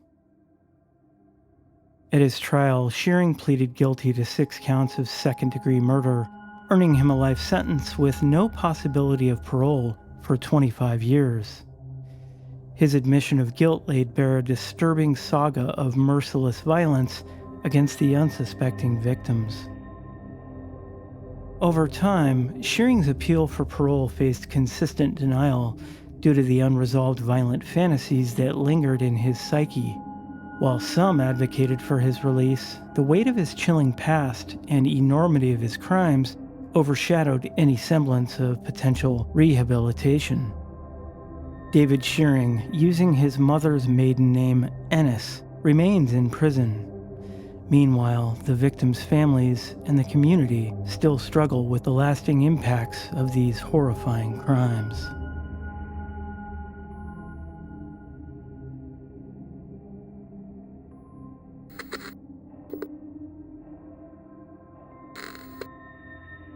In the summer of 2019, a chilling sequence of events unfolded in northern British Columbia, leaving a trail of tragedy and sparking a nationwide manhunt. The victims, Lucas Fowler and China Deese, a young couple on a 3-week trip exploring Canada, had their journey cut short on July 15. Their 1986 Chevrolet van broke down along the Alaska Highway, a remote stretch of road around 20 kilometers south of Liard Hot Springs. Their misfortune led them to cross paths with Curtis Broughton, a mechanic, and his wife Sandra, who stopped to check on them. The Fowlers seemed to have the situation under control, waiting for the van to start again after flooding, and appeared, quote, happy and smiling. Tragically, the next morning, on July 15, the lifeless bodies of Lucas and China were discovered by a highway worker. The victims were found in a ditch close to their van, both displaying visible gunshot wounds, lying about 5 meters apart from each other. The van's back doors were left open and the windows were smashed. This horrifying discovery sent shockwaves through the community, raising questions about the motive behind this brutal act. Then, the story took a darker turn when, on July 19, a burnt-out pickup truck was found south of the Stickeen River Bridge on Highway 37. The grim discovery included the body of Leonard Dyke, a Vancouver resident found 2 kilometers south of the vehicle fire. The circumstances surrounding Dyke's death mirrored those of Fowler and Deese, although the locations were separated by 470 kilometers. The trail of events soon led investigators to Cam McLeod and Briar Schmigelski, initially reported as missing persons. The pair was identified as having operated the pickup truck before its destruction. As the pieces of this dark puzzle started to come together, the Royal Canadian Mounted Police began to suspect a connection between the missing suspects and the victims. On July 23, a burning Toyota RAV4 was found near Fox Lake Cree Nation, north of Gillam, Manitoba. This vehicle was believed to have been driven by the missing pair. The discovery triggered the RCMP to pursue second-degree murder charges against McLeod and Schmigelski in connection with the British Columbia killings. A series of sightings and tips from the public provided critical leads, but the fugitives managed to evade capture, for now. The inhospitable terrain, dense forests, and challenging environment in Gillam posed significant difficulties for law enforcement. Despite extensive efforts, including the deployment of specialized teams, the suspects remained unfound. Then, a new tip eventually led to a breakthrough, with items linked to the suspects found near the Nelson River. The investigation reached a somber conclusion on August 7, when the bodies of McLeod and Schmigelski were discovered in thick bush close to the river. An autopsy confirmed they died of self-inflicted gunshot wounds. Their deaths raised many questions, as the pair had recorded videos before their suicide confessing to the murders. However, they provided no motive or remorse for these brutal killings. The tragic saga left the community and the nation grappling with a profound sense of loss and a haunting absence of explanation for these senseless acts of violence. The events of 2019 served as a stark reminder of the fragility of life and the impact of such heinous crimes on individuals and society as a whole. As we leave these harrowing tales from the heart of British Columbia, the province's duality becomes apparent. Its exquisite landscapes and vibrant communities stand in stark contrast to the darkness that occasionally emerges from the shadows. Behind the allure of British Columbia's natural wonders and close-knit communities, questions remain unanswered. What drives ordinary people to commit such extraordinary acts of violence? How do communities heal and cope in the aftermath of these tragedies? Only time will tell.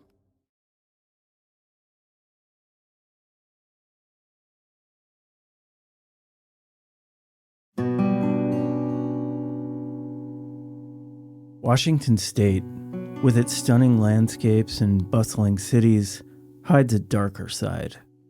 Beneath the serene exterior, some of the most baffling unsolved crimes have left communities in fear and families desperate for answers. In the cities and remote areas alike, these chilling cases cast long shadows, reminding us that danger can lurk anywhere. So join us as we explore 3 of Washington's most mysterious and haunting unsolved cases. Each story is filled with unanswered questions, setting the stage for a journey into the unknown, where the line between safety and peril is disturbingly thin. This is Northern Crimes.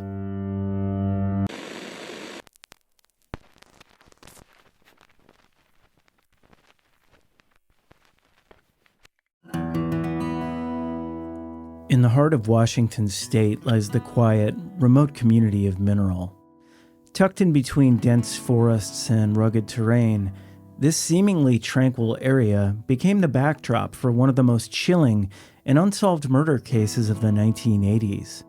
The media would come to call it the, quote, tube sock killings, a name that evokes both curiosity and fear. But for the families of the victims, it represents an enduring nightmare. In the summer of 1985, what began as a simple camping trip for a young couple soon turned into a harrowing tale of mystery and terror. This is the story of the tragic events that left the community of Mineral in shock and the search for answers that, to this day, remain elusive.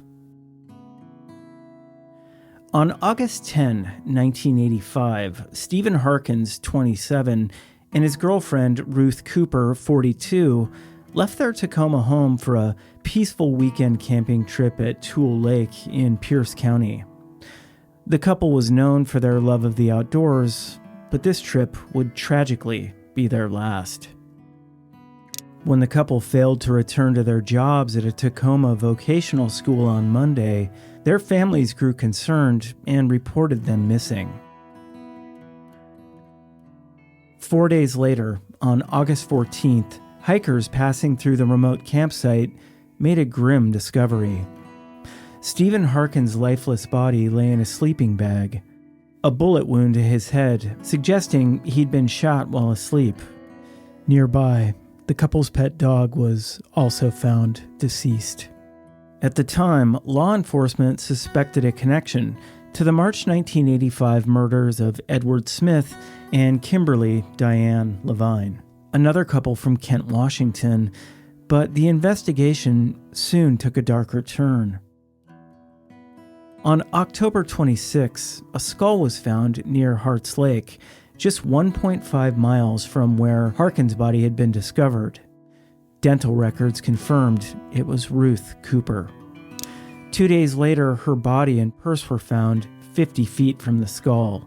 A tube sock was eerily tied around her neck, and an autopsy revealed she had died of homicidal violence. Tragically, the story doesn't end there. Over a month after Ruth Cooper's body was found, another couple from Tacoma, Mike Reamer, 36, and Diana Robertson, 21, along with their 2-year-old daughter Crystal, embarked on a trip to find a Christmas tree on December 12, 1985. That evening, customers at a Kmart store in Spanaway, 30 miles north, found young Crystal standing alone outside the door. Unable to provide coherent information about her parents' whereabouts, the police were called in to investigate. 2 months later, on February 18, 1986, Diana Robertson's body was discovered near a logging road off Washington State Route 7, south of Elbe. She'd suffered from multiple wounds, and similarly to Ruth Cooper, had a tube sock tied around her neck. Mike Reamer's pickup truck was found nearby, with a blood-stained note on the dashboard that read, "I love you, Diana." This note was identified by Diana's mother as being in Mike's handwriting. With Mike Reamer missing, investigators initially suspected him of Diana's murder. But a lack of motive and the possibility that he too was a victim of the same killer left the case wide open. And in fact, Reamer had been charged with domestic assault against Diana just months prior, but they'd reconciled by December.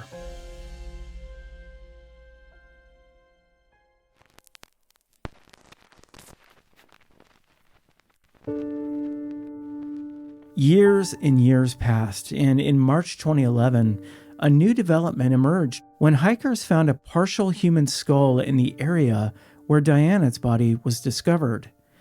Dental records confirmed it belonged to Mike Reamer. Although the cause of death remains undetermined, authorities did rule out a gunshot wound. To this day, the tube sock killings remain one of Washington State's most perplexing cold cases. Despite years of investigation and public appeals, the murderer or murderers responsible for these heinous acts have never been brought to justice. The families of Stephen Harkins, Ruth Cooper, Mike Reamer, and Diana Robertson continue to seek closure, haunted by the unanswered questions and the loss of their loved ones.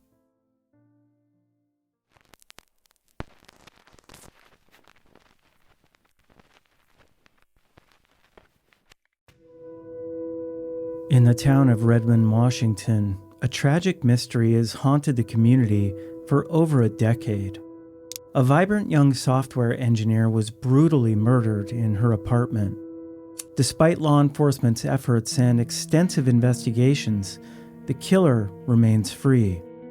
This is the story of Arpana Jinaga, a case cloaked in darkness and unanswered questions. Arpana Jinaga was an exceptional young woman. Born in Hyderabad, India, she pursued her dreams with relentless tenacity.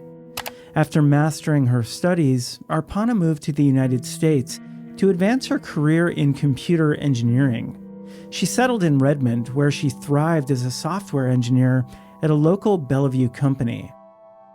Those who knew Arpana characterized her as intelligent, sociable, and vivacious. She had a charismatic personality that attracted people, forging friendships easily in her new home.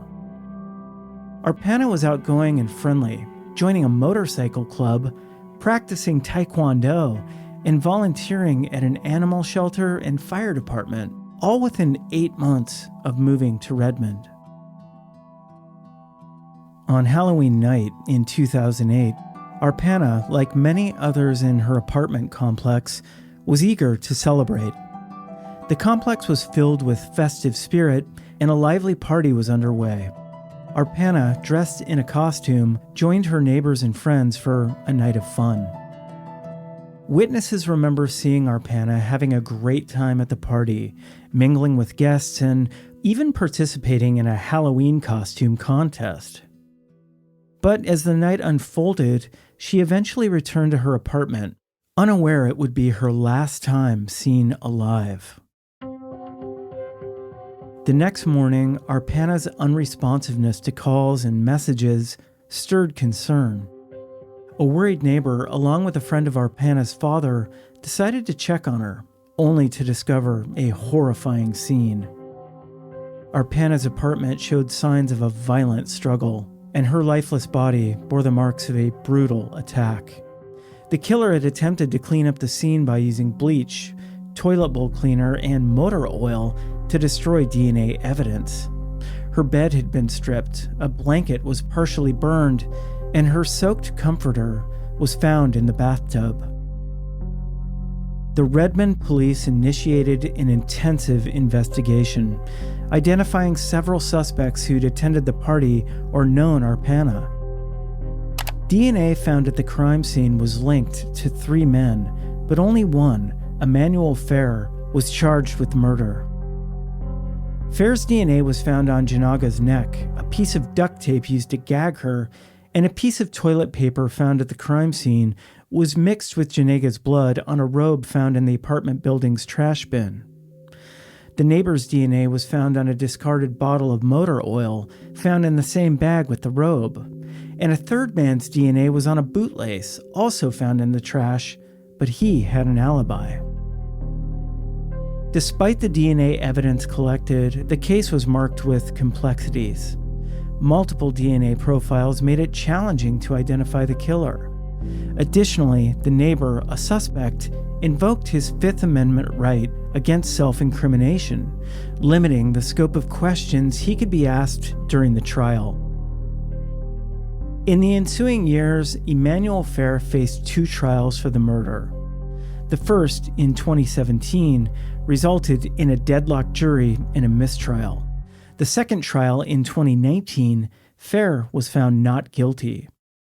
A juror from the second trial revealed that the jury was evenly split at the start, but eventually concluded that the state had not met its burden of proving the case beyond a reasonable doubt. They found Fair not guilty because of reasonable doubt, not because they believed he was completely innocent. Years have passed, but Arpana's murder remains a raw wound for her family and friends. They continue to seek justice in hopes that the truth will one day come to light. This case has caught the attention of true crime enthusiasts and investigators, all trying to solve the puzzle that remains unsolved.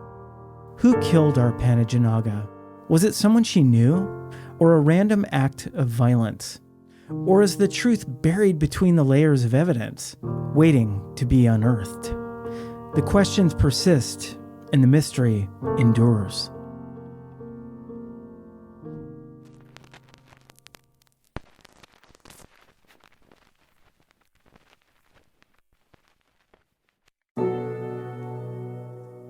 In the peaceful town of Tumwater, Washington, the pace of life was steady and predictable. However, in May 2016, a mystery that remains unsolved to this day shook this small community. This is the story of Logan Schindelman, a bright and kind-hearted young man who disappeared without a trace. At the time of his disappearance, Logan was only 19 years old. Raised by his devoted grandmother, Logan was recognized for his intelligence and gentle spirit.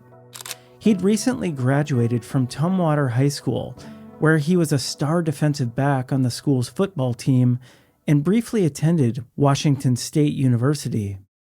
But despite his promising future, Logan seemed burdened in the days leading up to his disappearance.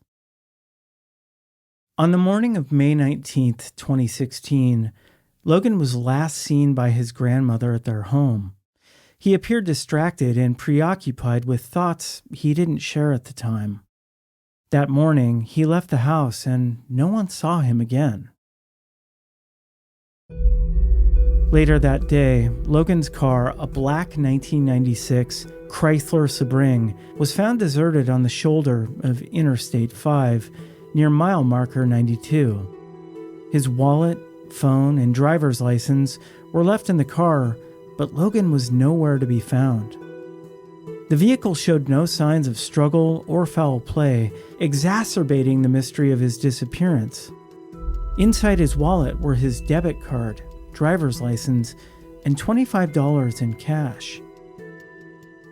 Search parties were promptly organized with family, friends, and law enforcement searching the area for any clues.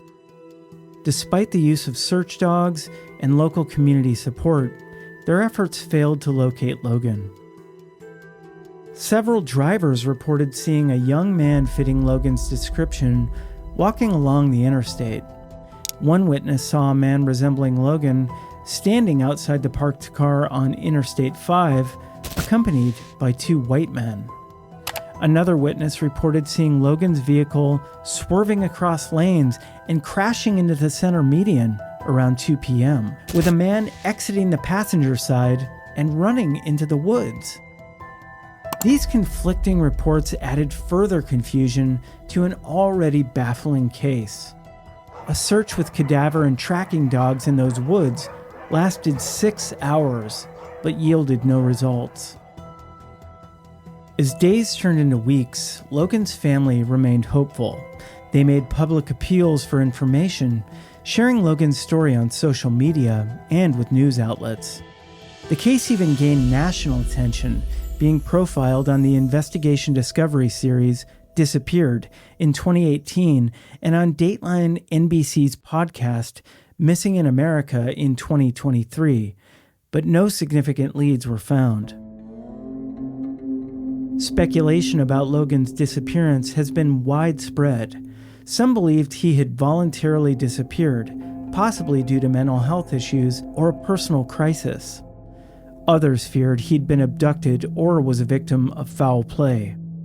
Theories abounded, but none brought the answers Logan's family desperately needed.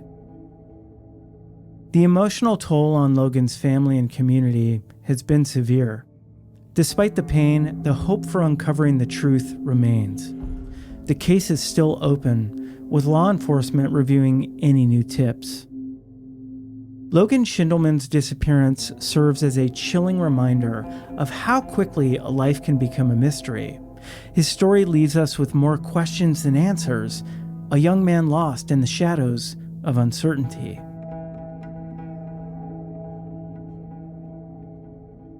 Washington State, a blend of natural beauty and urban life, is overshadowed by lingering mysteries. Each case we've examined highlights the thin line between tranquility and danger. The ongoing quest for answers and justice underscores the unseen darkness lurking in even the most serene places. So, thanks for joining us as we probe these mysteries, and stay tuned for more intriguing stories on Northern Crimes.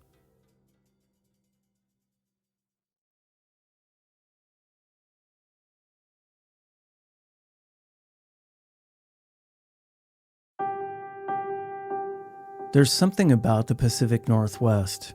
On one side, you've got majestic scenery, rugged mountains, lush rainforests, and tranquil coastlines that stretch for hundreds of miles. But on the other side, you'll find heavy fog, thunderous rain, and at times, a mysterious quiet that you know somehow holds dark secrets. Amidst this landscape, 3 unsolved mysteries stand out. Tales of lives abruptly altered and disappearances that confound investigators. These stories highlight that even in idyllic settings, shadows of uncertainty often linger. This is Northern Crimes.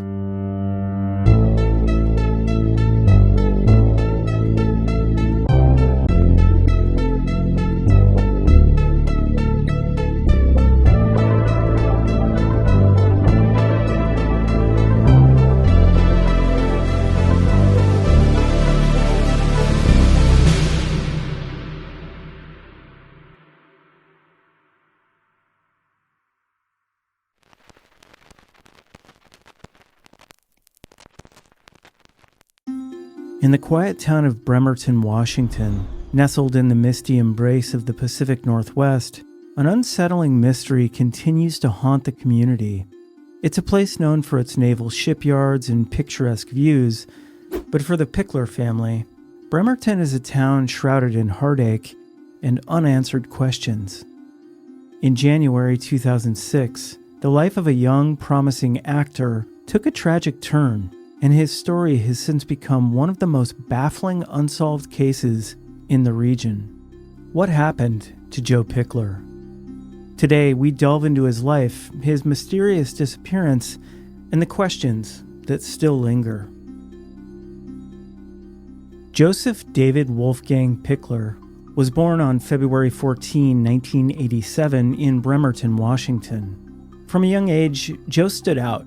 His bright smile and charismatic presence quickly caught the attention of talent scouts, and by the age of 6, Joe was already in front of the camera, appearing in a commercial for a Seattle department store. Joe's family moved to Los Angeles to support his budding career. Hollywood embraced him. He landed roles in several television shows and movies, including an appearance in the popular TV series Touched by an Angel, as well as the films Music from Another Room and Varsity Blues. However, Joe is perhaps best known for his role in the third and fourth installments of the Beethoven movies, family comedies featuring the lovable St. Bernard. Despite his early success, Joe remained grounded. He carefully chose his roles, avoiding parts that didn't align with his values. In 2002, after nearly a decade in Hollywood, Joe returned to Bremerton at his family's urging. His mother, Kathy, wanted him to experience a more normal teenage life, away from the pressures of Hollywood. Back in Bremerton, Joe attended Bremerton High School, graduating in 2005. He settled into life in his hometown, working as a telephone technician and living independently. Despite the shift from the glitz and glamour of Hollywood to the quiet streets of Bremerton, Joe never lost his passion for acting, and in fact, he planned to return to Los Angeles to revive his career once his braces were removed. Joe's life in Bremerton seemed ordinary. He played Magic the Gathering, loved Mexican food, and took care of his pet guinea pig. His friends and family described him as a kind and ambitious young man with dreams that extended far beyond his small town. On the night of January 5th, 2006, Joe spent time with his friends playing cards and drinking. He made his last known phone call at around 4:08 a.m., speaking to a friend he'd seen earlier that evening. According to his friend, Joe seemed, quote, inconsolable during their conversation, a stark contrast to the good spirits he'd displayed earlier. 4 days later, on January 9th, Joe's silver 2005 Toyota Corolla was discovered abandoned at the intersection of Wheaton Way and Sheridan Road near the Port Madison Narrows. Inside the car, police found a note. It contained 2 pages of poetry and a message about wanting to be a, quote, stronger brother, and asking that his belongings be given to his younger sibling. Joe's family did not believe the note indicated suicide. They pointed out that there was no direct mention of ending his life, and the lack of a goodbye seemed out of character. Moreover, they noted that Joe had left the door to his apartment unlocked and the lights on, which was unusual for him. The Bremerton Police Department initially considered the possibility of suicide, suggesting that Joe might have jumped into the nearby waterway. Lead detective Robbie Davis mentioned the likelihood of suicide, but also stated that they were considering other scenarios. Despite extensive searches, no trace of Joe was ever found. Joe's family vehemently believed that foul play was involved. They criticized the police investigation, claiming that essential procedures were neglected. Kathy Pickler, Joe's mother, expressed her frustrations with how the case was handled, noting that crucial evidence might have been lost due to the initial response by the authorities. The disappearance of Joe Pickler garnered national attention. Shows like Inside Edition and Entertainment Tonight covered his story, but no new leads emerged. Detective Davis continued to monitor Joe's bank accounts, driver's license, social security records, and even his MySpace page, but nothing indicated that Joe was still alive. Janet Bates, a volunteer and advocate for missing persons, took a particular interest in Joe's case. She dedicated herself to keeping the search for Joe alive, coordinating with national media and organizations. Joe's family also became actively involved with the National Center for Missing and Exploited Children, working to raise awareness about missing persons and to educate communities on how to respond when someone goes missing. The Pickler family's ordeal echoed another tragic case in Bremerton that happened many years before: the disappearance of Francis Frank Martin Cantia, who'd been missing since 1975. The similarities between the two cases highlighted the enduring pain and uncertainty faced by families of missing persons. Frank's mother, Anna Cantia, clung to hope for decades, just as the Pickler family does now. As the years have passed, the questions surrounding Joe Pickler's disappearance remain unanswered. His family continues to search for him, holding on to hope and seeking closure.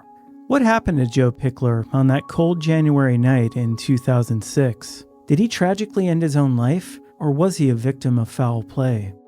The truth remains elusive, buried in the shadows of Bremerton. In the end, Joe Pickler's story is a poignant reminder of the mysteries that can lie hidden within the most ordinary lives. His family, friends, and community continue to wait for answers, clinging to the hope that someday the mystery of Joe Pickler's disappearance will be solved.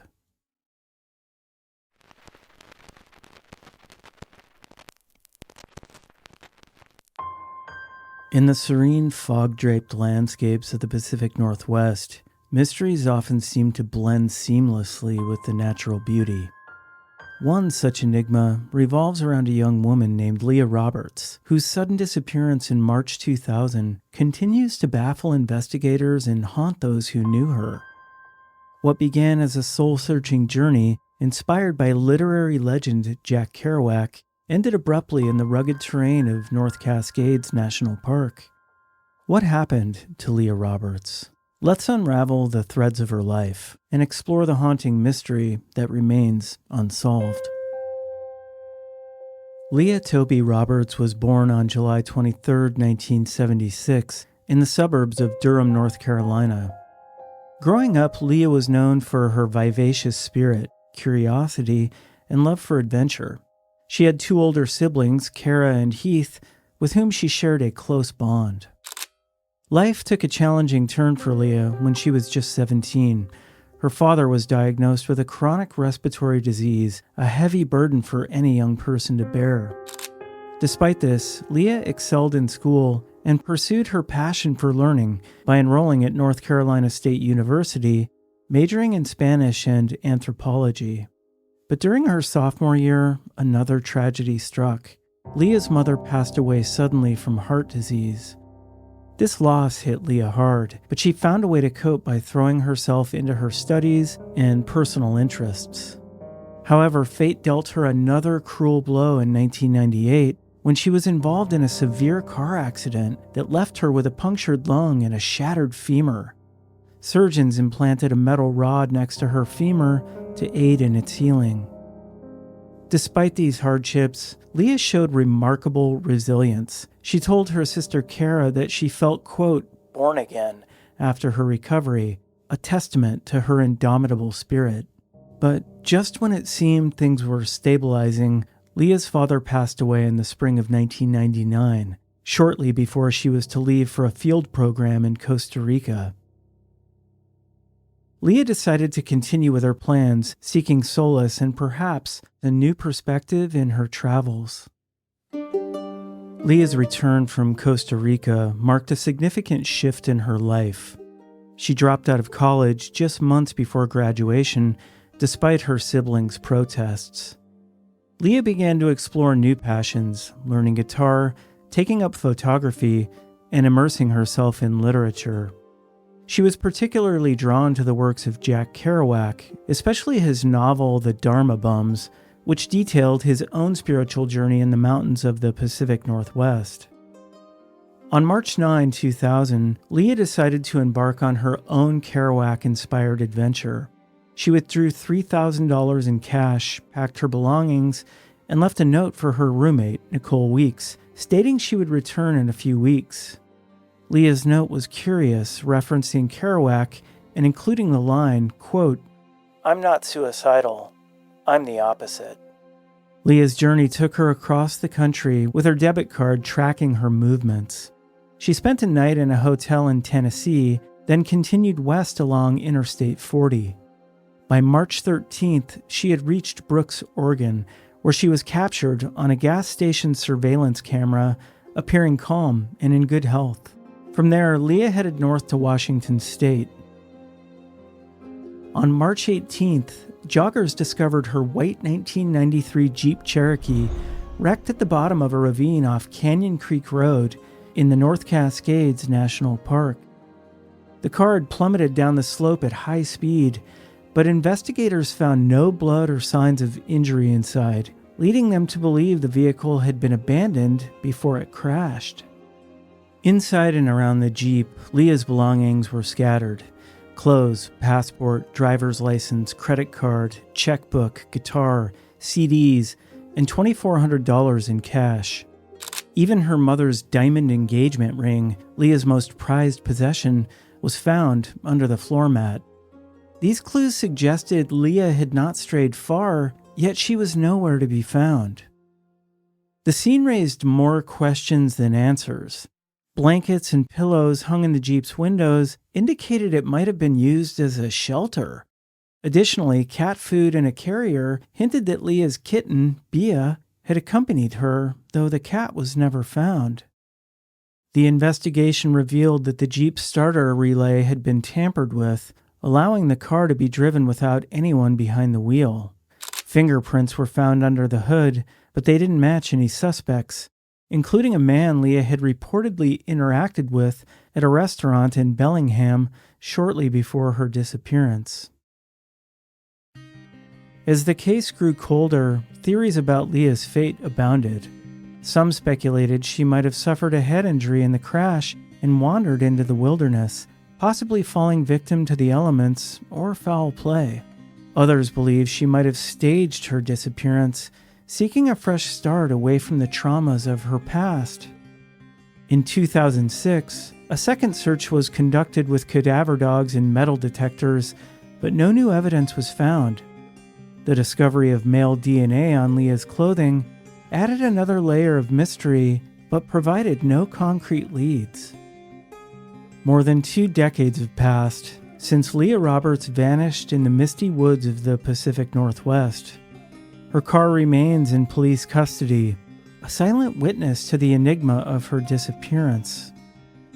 Despite extensive searches and numerous theories, Leah's fate remains unknown, leaving her family and friends in a perpetual state of uncertainty. What happened to Leah Roberts on that fateful March day in 2000? Did she meet with foul play, succumb to the wilderness, or decide to start a new life far from the shadows of her past?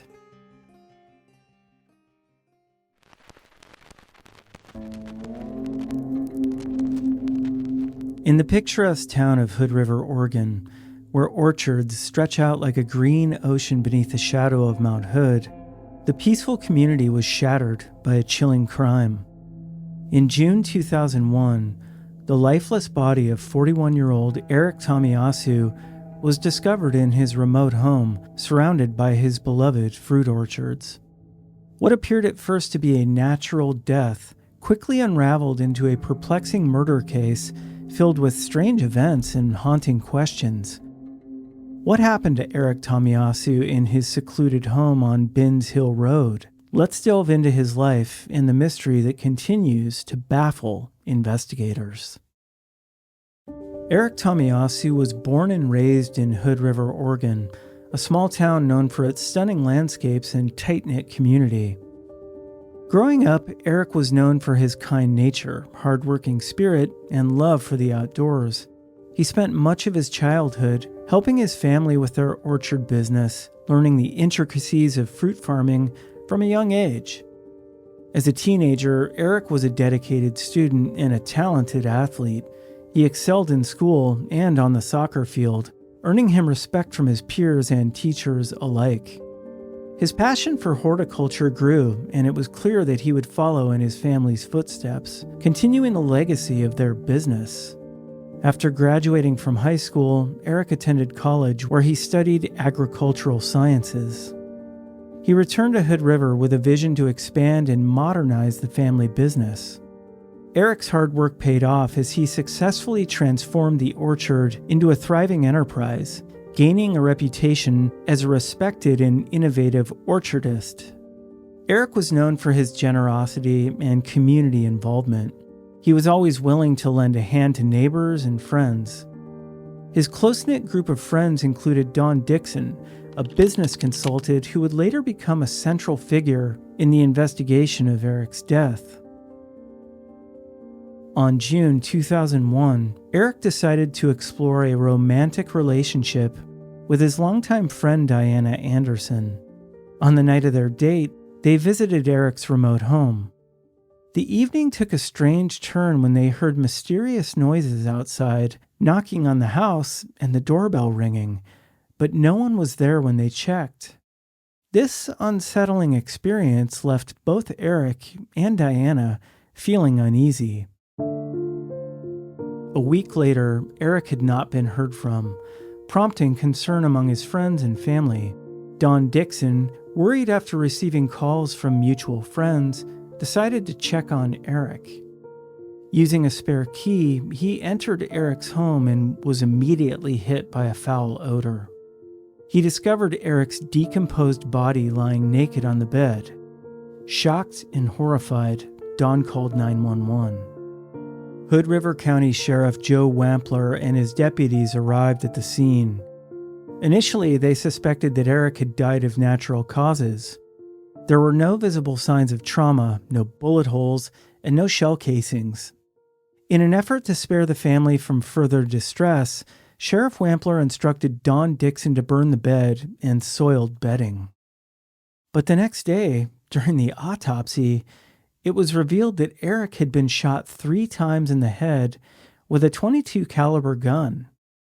The realization that Eric had been murdered turned the investigation on its head. The hasty decision to burn the bed now seemed to have potentially destroyed crucial evidence, casting suspicion on Sheriff Wampler. With no apparent motive and Eric's reputation as a well-liked community member, the investigation struggled to find leads. However, 3 primary suspects emerged. Number 1, Eric Smith. A close friend and business partner, Eric Smith was rumored to have had a heated argument with Eric Tomiyasu over financial matters. Don Dixon claimed that Tomiyasu accused Smith of embezzling $60,000 from their car sales business. Smith vehemently denied these accusations, insisting that he and Eric were best friends and had no financial disputes. He passed a polygraph test, but the suspicion lingered. Number 2, Sheriff Joe Wampler. Rumors began to circulate that Sheriff Wampler's wife might have had an affair with Eric Tomiyasu, providing a possible motive for the sheriff to cover up the murder. Wampler denied these allegations and also passed a polygraph test. However, the decision to burn the bed continues to cast a shadow over his involvement. Number 3, Don Dixon. The man who discovered Eric's body and initiated the burning of the bed became a suspect due to his actions and statements. He told Eric's sister about the absence of, quote, exit wounds before it was publicly known that Eric had been shot. Don Dixon claimed he thought Eric had committed suicide, but his behavior raised doubts. His polygraph test results were inconclusive, further deepening the mystery. Further complicating the case, Diana Anderson revealed that she and Eric had discovered a single footprint outside his home on the night of their date. Unfortunately, heavy rains washed away the potential clue before investigators could analyze it. Another person of interest was Diana's ex-boyfriend, known for his stalking behavior. The events on the night of Eric and Diana's date could be seen as stalking, but no concrete evidence linked him to the murder. The lack of clear motive, the absence of the murder weapon, and the destruction of potential evidence have kept the case shrouded in mystery. Despite extensive efforts by law enforcement and private investigators, no arrests have been made, and the murderer remains at large. 25 years have passed since Eric Tomiyasu was brutally murdered in his home, yet the case remains unsolved. The peaceful community of Hood River continues to be haunted by the unanswered questions surrounding his death. Was it a jealous lover, a betrayed business partner, or a spurned sheriff? The truth remains elusive, hidden in the shadows of this small town. As new leads occasionally emerge and the investigation continues, the hope persists that one day justice will be served for Eric Tomiyasu. Until then, the mystery lingers, a chilling reminder that even in the quietest corners of the world, darkness can still find its way in. The Pacific Northwest, with its captivating beauty, also harbors profound mysteries that defy easy answers. The disappearances of Joe Pickler and Leah Roberts and the unsolved murder of Eric Tomiyasu are stark reminders of the darkness that can lurk beneath the surface of even the most serene landscapes. As we reflect on these unsolved cases, we're left with more questions than answers. Who is responsible for these tragic events? What really happened in those final moments? These mysteries continue to haunt the families and communities affected, and they serve as a somber reminder of the fragility of life and the enduring quest for truth.